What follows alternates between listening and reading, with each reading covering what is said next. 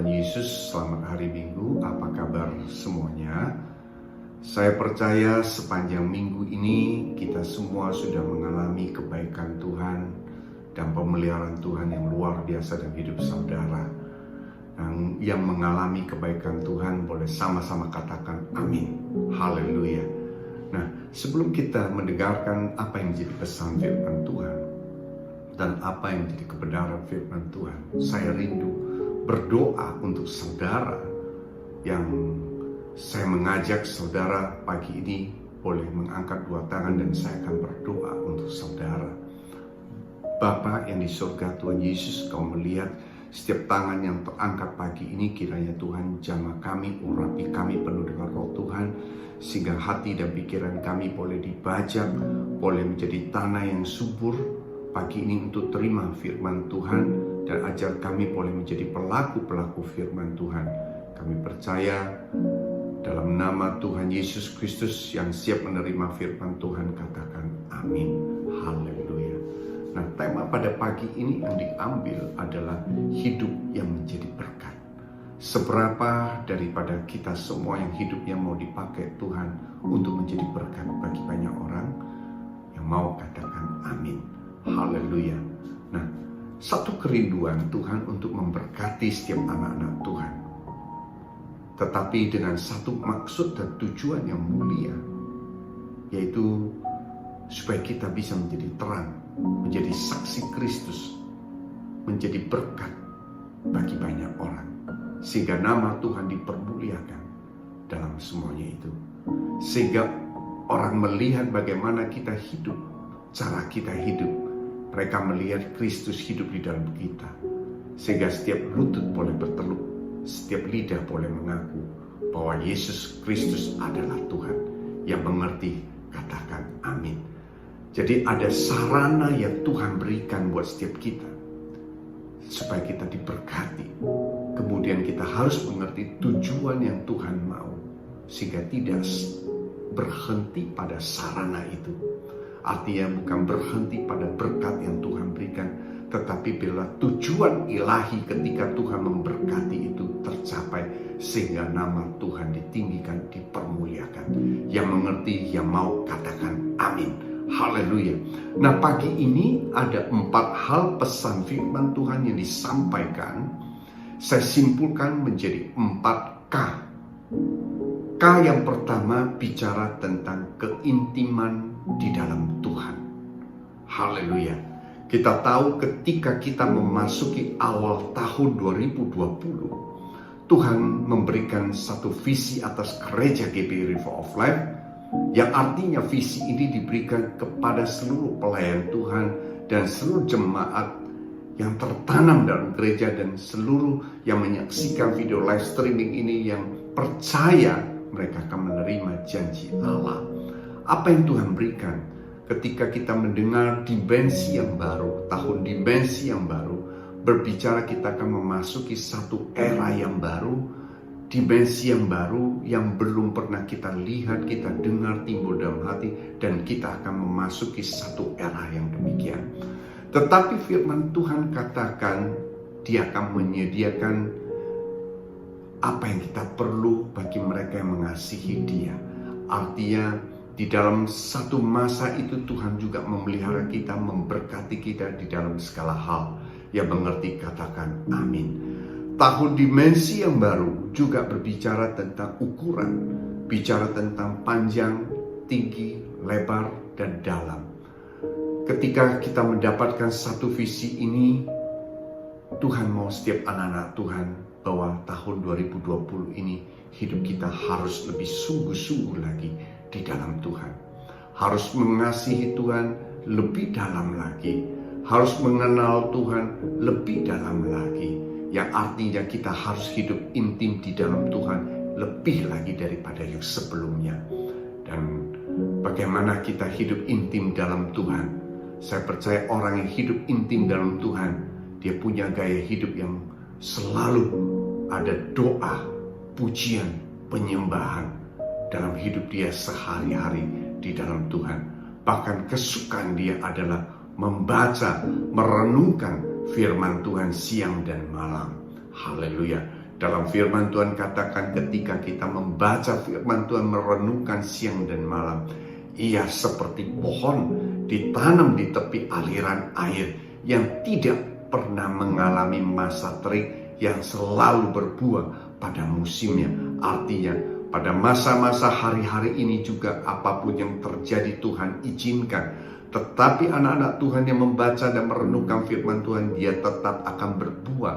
Artinya dia tetap akan menjadi berkat bagi banyak orang. Yang setuju, yang mengerti, katakan amin. Keintiman ini berbicara tentang bergaul erat, bergaul karib dengan Tuhan. Bagaimana kita bisa bergaul erat dan bergaul karib dengan Tuhan? Tentu harus membangun satu hubungan, relationship dengan Tuhan. Bagaimana cara kita membangun hubungan dengan Tuhan? Mulai dengan doa. Karena doa merupakan sarana komunikasi kita dengan Tuhan, di mana kita membangun satu hubungan timbal balik dengan Tuhan. Doa adalah sesuatu yang kita utarakan, kita curahkan dari hati kita, kita bicara pada Tuhan. Dan tentunya doa juga bukan satu arah. Doa itu harus dua arah. Yang namanya komunikasi itu harus dua arah. Artinya ketika kita berdoa, kita mengutarakan sesuatu pada Tuhan. Tetapi ada waktunya, kita ada timbal balik, kita mendengar apa yang Tuhan mau, apa yang Tuhan bicarakan, apa yang pesan Tuhan sampaikan buat kita, sehingga kita boleh memahami dan melakukan firman Tuhan itu, sehingga hidup kita boleh diberkati dan menjadi berkat bagi banyak orang. Yang mau katakan amin. Pagi ini kita juga mendengarkan pesan firman Tuhan. Kita minta hikmat Roh Kudus sempurnakan, diberikan pengertian dan kemampuan, sehingga kita boleh mengerti, memelihara dalam hati, dan kita boleh melakukan firman Tuhan itu. Demikian juga ketika kita berdoa, tentu kita harus juga membaca firman Tuhan. Bahkan firman Tuhan katakan merenungkan, sehingga kita diberikan pengertian oleh Roh Kudus dan kita boleh memahami, dan kita bisa menjadi berkat untuk berbuah lebat, menjadi berkat bagi banyak orang. Dan kita tahu juga kesukaan orang yang hidup intim dengan Tuhan, tentu dia harus memuji dan menyembah Tuhan siang dan malam. Mendatangkan hadirat Tuhan di dalam rumahmu, dimanapun engkau berada, hadirat Tuhan selalu engkau hadirkan. Saya percaya ketika engkau menghadirkan hadirat Tuhan, atmosfer surgawi akan merubah dalam segala hal dalam hidupmu.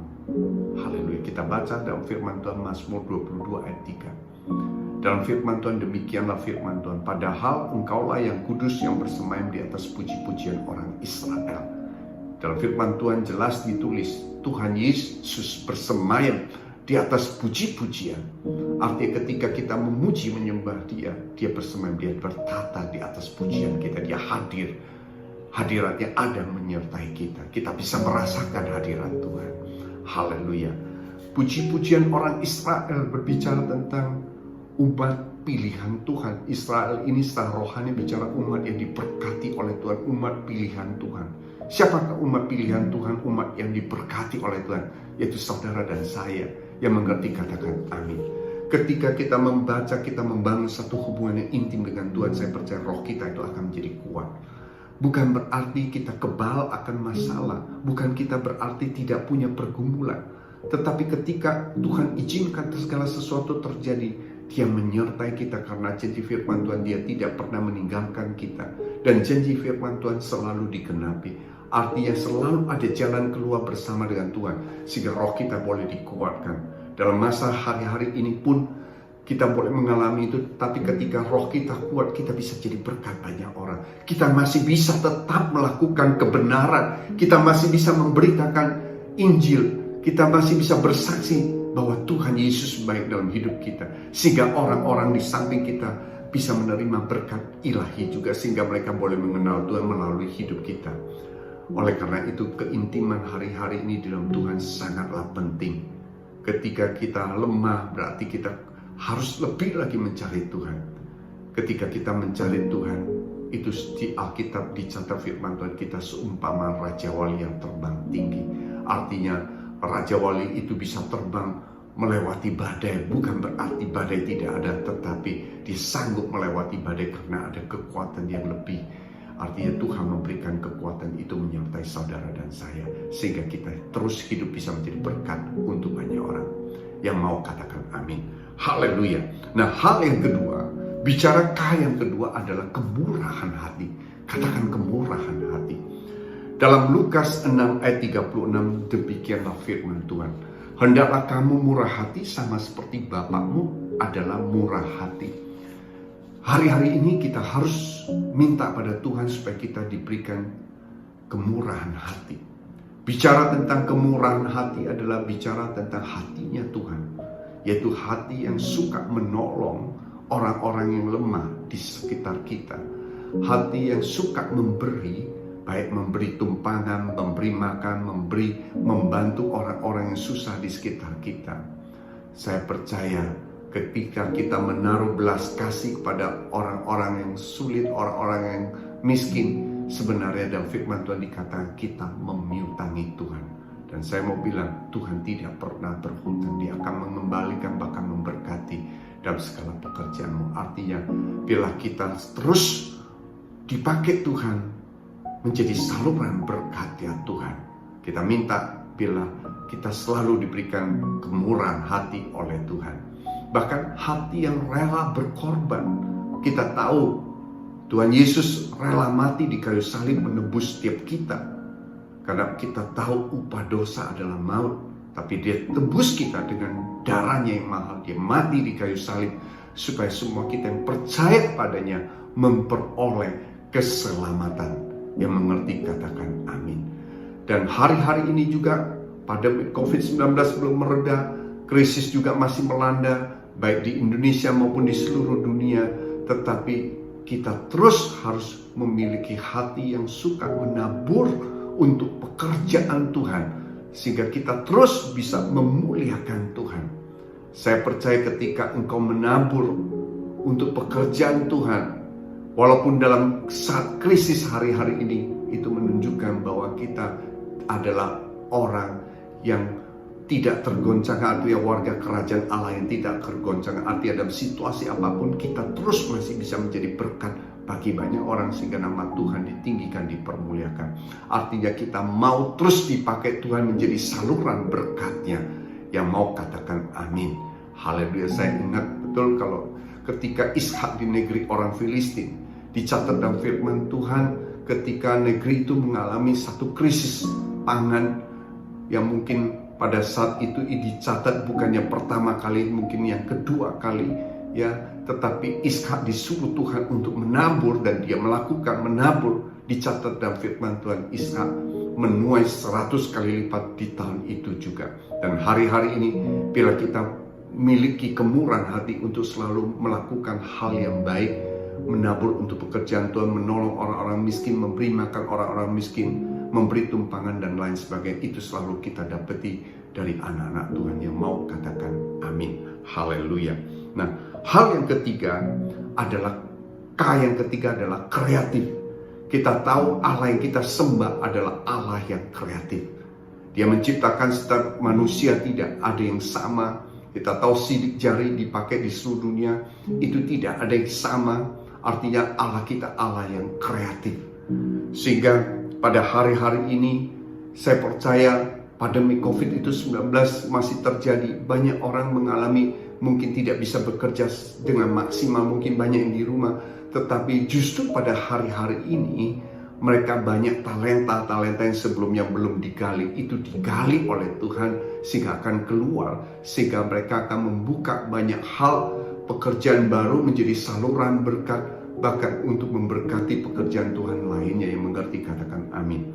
Dalam 1 Korintus 2 ayat 9 dikatakan, tetapi ada tertulis apa yang tidak pernah dilihat oleh mata dan tidak pernah didengar oleh telinga dan tidak pernah timbul dalam hati manusia, semua disediakan Allah yang mereka mengasihi Dia. Artinya Allah kita Allah yang kreatif, yang luar biasa. Apa yang tidak pernah kita lihat, dengar, timbul dalam hati, Tuhan sanggup mengadakan. Segala yang mustahil menjadi tidak mustahil, karena buat Dia segalanya adalah tidak mustahil. Kita minta hikmat dari Roh Kudus untuk diberikan kreativitas ketika kita mendapat satu hal, kita jangan menunda, kita lakukan hal yang baik. Saya percaya Tuhan akan memberkatimu, memakaimu menjadi berkat untuk banyak orang. Yang mengerti katakan amin. K yang keempat adalah bicara tentang kekudusan. Dalam firman Tuhan 1 Petrus 1 ayat 15, demikianlah firman Tuhan. Tetapi hendaklah kamu menjadi kudus di dalam seluruh hidupmu, sama seperti Dia yang kudus yang telah memanggil kamu. Sebab ada tertulis, kuduslah kamu, sebab aku kudus. Karena Allah adalah kudus, maka firman Tuhan katakan, kuduslah kamu sebab Tuhan adalah kudus. Jadi hal yang keempat ini, kita harus hidup kudus. Hidup kudus berarti kita harus menjaga tubuh kita. Bukankah tubuh kita adalah bait Roh Kudus? Ketika kita bisa menjaga tubuh kita, Tuhan bekerja dalam hidup kita dengan maksimal. Artinya, dalam firman Tuhan tertulis, tanpa kekudusan tidak ada seorang pun dapat melihat Tuhan. Artinya, ketika kita hidup kudus, kita akan melihat pekerjaan-pekerjaan Tuhan dinyatakan dalam hidup kita dengan luar biasa, sehingga kita bisa terus menjadi berkat bagi banyak orang. Yang mau katakan amin.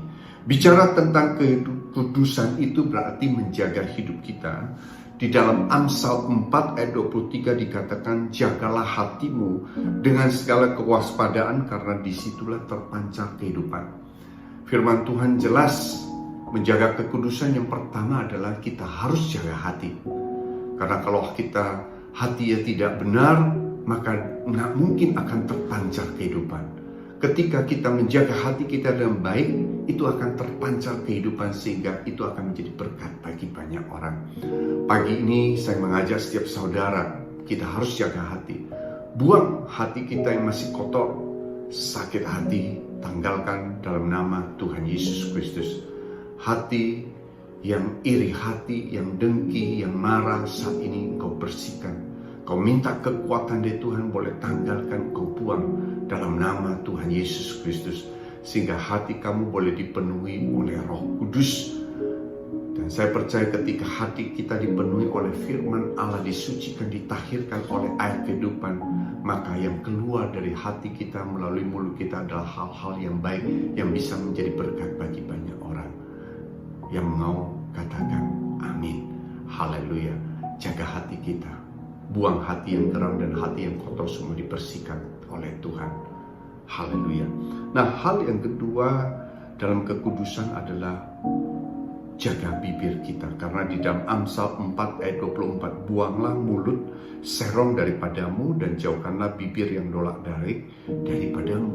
Setiap anak-anak Tuhan harus menjaga kekudusan juga melalui mulutnya, yaitu kita harus, bila mulut kita, bibir kita dipakai Tuhan untuk menjadi berkat buat banyak orang. Artinya menguatkan orang, memberitakan kebenaran firman Tuhan, menginjil. Bukan sebaliknya mencaci maki, marah, dan kata-kata sia-sia, kata kotor-kotor. Tetapi sebaliknya, bila kata kita selain bisa menguatkan, juga kita bisa dipakai untuk berdoa, memuji dan menyembah Tuhan. Jaga bibir kita, jaga mulut kita, sehingga kita terus menjaga kekudusan atas seluruh tubuh kita. Dan kita juga harus menjaga kesehatan di masa-masa hari ini. Kita harus terus menjaga kesehatan dengan berolahraga dan lainnya, sehingga kita bisa dipakai Tuhan dengan tubuh yang sehat ini, bisa melayani Tuhan, melayani pekerjaan Tuhan, dan memuliakan Tuhan. Dalam ayat 1 Tesalonika yang kelima ayat 23 dikatakan, semoga Allah damai sejahtera menguduskan kamu seluruhnya, dan semoga roh, jiwa dan tubuhmu terpelihara sempurna dengan tak bercacat pada kedatangan Tuhan Yesus Tuhan kita. Artinya kita harus terus menjaga bila roh, tubuh dan jiwa kita selalu terpelihara sempurna. Kita harus jaga kesehatan, ya, sampai kedatangan Tuhan Yesus datang, sehingga didapati anak-anaknya semua sempurna di hadapan Tuhan. Yang mau katakan amin. Saya percaya ketika kita sehat, kita bisa melakukan banyak pekerjaan Tuhan, memuliakan nama Tuhan. Saya simpulkan kembali 4 K. Yang pertama, K yang pertama adalah keintiman dalam Tuhan. Kita harus lebih lagi sungguh-sungguh di dalam Tuhan. Kita harus banyak doa, pujian, penyembahan, dan membaca firman Tuhan hari-hari ini. Haleluya. K yang kedua, bicara tentang kemurahan hati. Kita harus memiliki kemurahan hati yang dimiliki oleh Tuhan, yaitu kita harus menolong banyak orang-orang miskin, kita harus banyak menabur untuk pekerjaan Tuhan, hati yang rela untuk menabur, hati yang rela untuk menolong orang yang lemah, karena dengan demikian dia menjadi saluran berkatnya Tuhan pada hari-hari demikian. Yang ketiga, bicara tentang kreatif. Anak-anak Tuhan hari-hari ini harus menjadi kreatif, karena dia akan dipakai Tuhan dengan luar biasa. Justru pada masa-masa seperti ini saya percaya apa yang tidak pernah kita lihat, kita dengar, timbul dalam hati Tuhan sediakan. Tuhan akan memberikan, Tuhan akan membukakan hal-hal yang baru dalam hidupmu. Mungkin pekerjaan yang baru yang belum kau pikirkan tiba-tiba terjadi karena engkau dipakai menjadi saluran berkat bagi Tuhan. Engkau membuka lapangan kerja menjadi berkat bagi banyak orang, supaya nama Tuhan ditinggikan, dipermuliakan. Yang mengerti katakan amin. Dan hal yang keempat adalah kekudusan. Kita harus terus menjaga kekudusan, karena tanpa kekudusan tidak seorang pun dapat melihat pekerjaan Tuhan yang luar biasa. Dengan kekudusan ini kita bisa selalu dipakai Tuhan dalam banyak hal, seperti menjaga kesehatan. Dengan kesehatan kita terus bisa melayani Tuhan dan melayani pekerjaan Tuhan. Biarlah keempat hal yang pesan Tuhan pagi ini disampaikan buat setiap kita.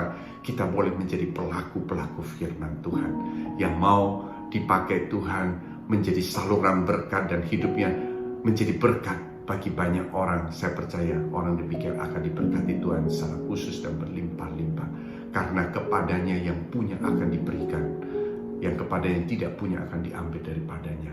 Haleluya. Salam damai sejahtera. Dan sebelumnya saya akan berdoa untuk saudara semua. Mari kita tundukkan kepala.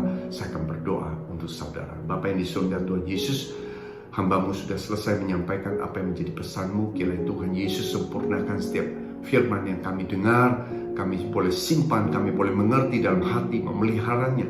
Bahkan boleh berakar, bertumbuh, berbuah lebat. Dan kami boleh menjadi pelaku-pelaku firman-Mu. Kami bisa menjadi berkat bagi banyak orang, sehingga nama Tuhan ditinggikan, dipermuliakan. Kau berkati setiap anak-anak-Mu pagi ini. Yang sakit Engkau sembuhkan dalam nama Tuhan Yesus Kristus. Yang miskin Kau perkaya di dalam nama Tuhan Yesus Kristus. Yang dalam pergumulan sudah Kau jawab di dalam nama Tuhan Yesus Kristus. Yang beban berat sudah Kau angkat, Kau gantikan damai sejahtera, sukacita yang berlimpah di dalam nama Tuhan Yesus Kristus. Terima kasih Bapa. Dalam nama Tuhan Yesus Kristus kita semua diberkati Tuhan. Sama-sama katakan amin. Haleluya. Haleluya. God bless you all. Happy Sunday. Haleluya.